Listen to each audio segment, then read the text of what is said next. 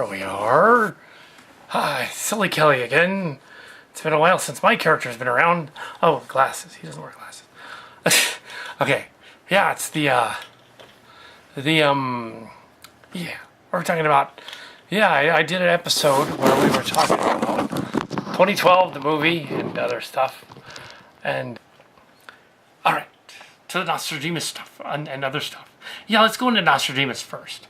Mark's cards and Calcat. We're discussing Calcat being alter ego, of course. The Nostradamus character. And all of these weird sites, like on the History Channel, and some of these other people are claiming he's some kind of seer or prophet. I've read his stuff in English with French translations as well. Some of his older books, quatrains and stuff. And I can see no correlation with any modern stuff in it. I don't know where they're getting it. They've got a different book than we had back in the day. They've got a different book. And, okay, yeah. One of the goofiest things they mention in there a lot on those Nostradamus Effect programs and Doomsday Nostradamus Effect programs, all fiction, of course, but they don't say it's fiction, but it is they mention Hitler. And only recently did I see anybody, I think it was on Meltzer's Decoded, which is another show that's a little bit fictionalized too, but not as bad. One of the things that was pointed out that Calcat's father, of course, was in World War II in Pacific Theater. Yeah. He passed away in 2009, anyway. And, but he happened to mention the whole Nostradamus craze years ago. And he said, because Nostradamus was a big thing in the 80s. So it's been a big thing cyclically every 10 years. We hear about Nostradamus all over again. So it's been going on in the 80s. There was a big thing on Nostradamus. Because they thought the world was going to end then too. And so the big one's coming, you know. And then it was Y2K, which didn't happen. And then it's now 2012. Nothing's happening. So there you go. Nostradamus is a quack. Yeah.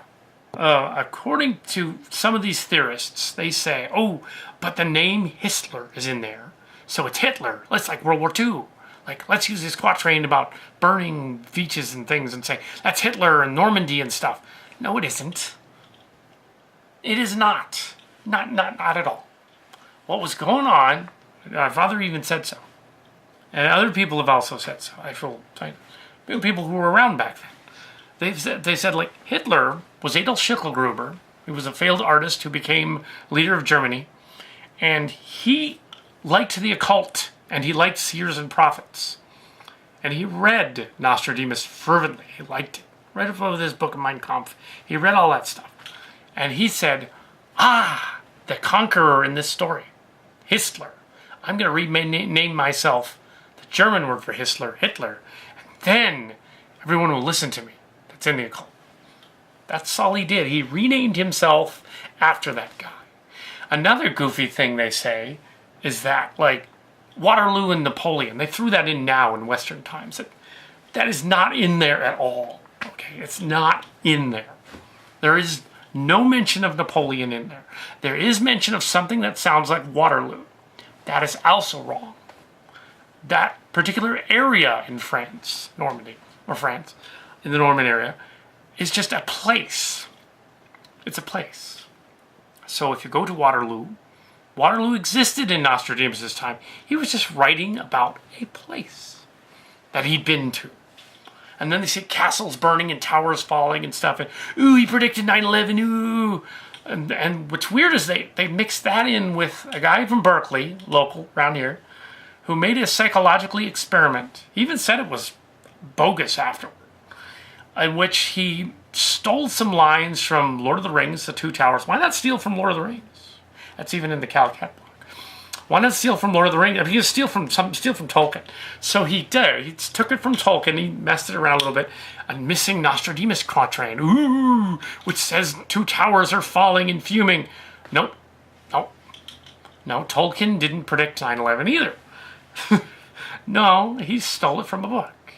And in the 2 towers, there are 2 towers fuming. But doesn't mean that there were anything to do with 9/11. Oh, he was writing about something else. Probably what Tolkien was really writing about back in the day, and the Berkeley guy. The Berkeley guy was doing the experiment. Was just stuff that was going on before the French Revolution happened.